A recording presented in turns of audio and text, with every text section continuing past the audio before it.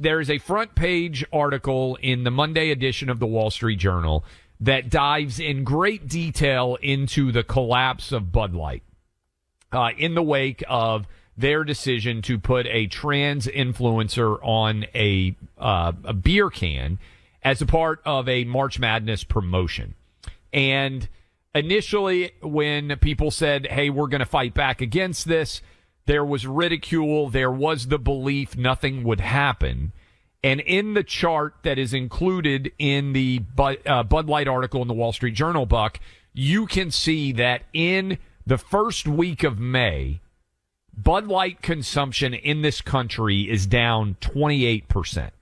And every week it keeps getting worse. And this is, you remember, first weekend in May, this is when I did my experiment.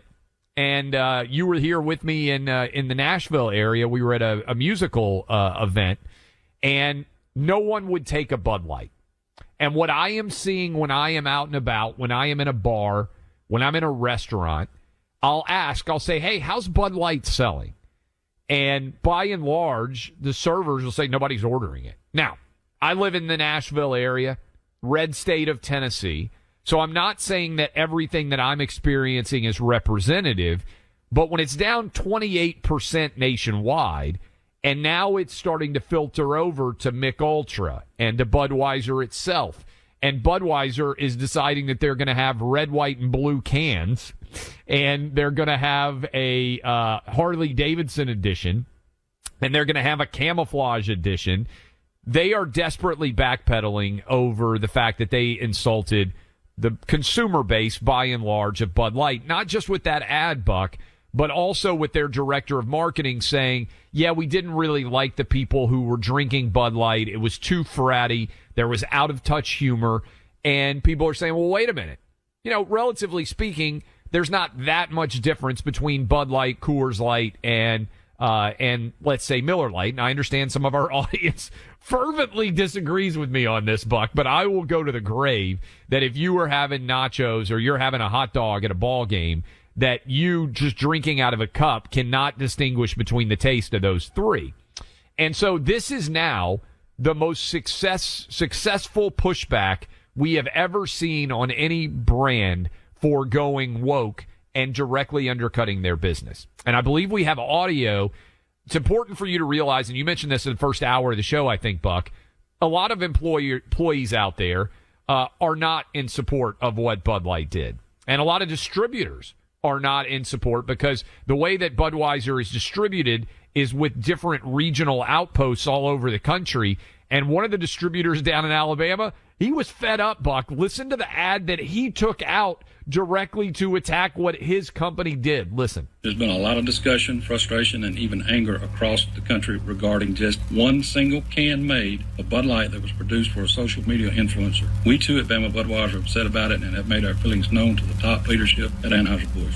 We do not, and as I said before, did not support this issue involving Dylan Mulvaney. There was one single can made, was not for sale, and wasn't properly approved. As a result, the Bud Light brand has new leadership. Dylan Mulvaney is not under contract with Bud Light. The videos you may have seen are Mulvaney's own social media posts that went viral, and many web-based news outlets have distorted the story. You deserve to know the truth, and life is too short to let a couple of individuals decide what you can eat or drink or spend your hard-earned money on. So this guy has done a better job, I think, of trying to deal with the situation. It's obviously affecting him, affecting his business. And as I was saying, I know people who know, so by, second order removed from me, Bud Light, delivery guys, distributors, things like that. And they're getting hurt by this, right? Your business is down 30%. You got to think in terms of margins and not just gross sales. If your business is down 30%, you may be out of business in a matter of time. It's not like you can sustain that. And so that's obviously something that hurts. But I would just say this, Anheuser-Busch InBev, which owns the Bud Light brand and the marketing people involved with this, they didn't, even after a couple of weeks, they didn't say, we're so sorry that we did this and we're never going to do this again. And we're not going to play this game. We just want to bring you great beer. And this was crap. Did they even fire anyone? I should note, has anyone been fired? No one's been fired. No apology has been given. Nothing has been done. They are hoping all of you just forget and start drinking Bud Light again. Now, part of that I think could be just a delusion because they're in the, the fog of corporate war right now. They don't know what they're doing. But I also think, Clay, at some level, it's because even still, these companies, Anheuser-Busch InBev, like the big umbrella corporation that owns Bud Light, I think they're more worried, even at this stage, about upsetting the LGBTQIA plus activists than they are the people who drink their products. Yeah. And that's why they're not willing to do the obvious. You and I could sit down with the CEO of InBev and strategize this in 10 minutes. And they wouldn't make this problem go away overnight, but you would see the curve start to go in the other direction. People would say, all right, they'd come out with a statement, and I think people would start to feel comfortable, like lesson learned. No one feels like lesson learned. What's the lesson learned? That they think that we have short attention spans? That they think that, maybe this time they got caught, next time they'll do it again? So this is why, I think pedal to the metal. The pressure has to stay on. And then that brings me to Target. Now, this is a tough one. Carrie, my wife, she loves Target. It's gone there for so many years. There's a Target very near us. I will tell you that Carrie took me to a Target for the first time, Clay. I had never been to a Target. You've never been in a Target before? Not until the last 12 months. That's really funny. I had never been to a Target before. I'm an Amazon.com guy. But Target is selling these bathing suits. Yeah. That have like how do we even do it? Like a tuck pouch? A tuck pouch, I think it's called. Women's bathing suits, ostensibly, that allow, in quotation mark, women to hide their penises. I mean, I can't even believe that this is real. That a place like Target, that there would be, first of all, there can't be that much demand for this, right? Like, how many dudes with penises are really wearing women's bathing suits like, what is the market cap? Like, how much money can you possibly make selling women's bathing suit with penis holes for them? So Target is selling wiener hider bathing suits. Wiener hider. They're selling hot dog hammocks. I mean, they're selling situations here that are not good for, we see what's going on. And I wonder, okay, so are people going to take, is it just at Bud Light?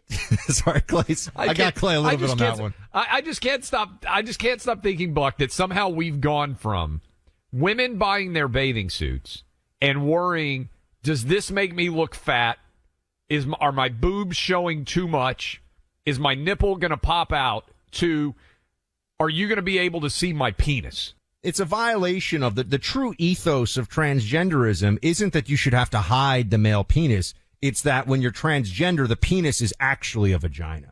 So why hide it in the first place? We're just supposed to believe this is a vagina because it's a woman, and that's the way this goes. So I feel like they're trying to have it both ways, which I suppose is not surprising. You're talking about the transgender situation. But are people going to take action against Target, Clay? You should. I think, and look, people say, okay, where does this all lead? And I get it if you're frustrated. You're like, man, I just want to have a beer. I just want to go buy a bathing suit. I don't want to have to make calculated political decisions every time I want to get a hamburger. Or you want to go, like I said, just to go get a beer. I think that the reason why this Bud Light reaction is important, Buck, is I think right now, for the first time ever, there are marketing meetings at every big brand in America, and they are saying, hey, let's make sure that we don't get Bud Lighted.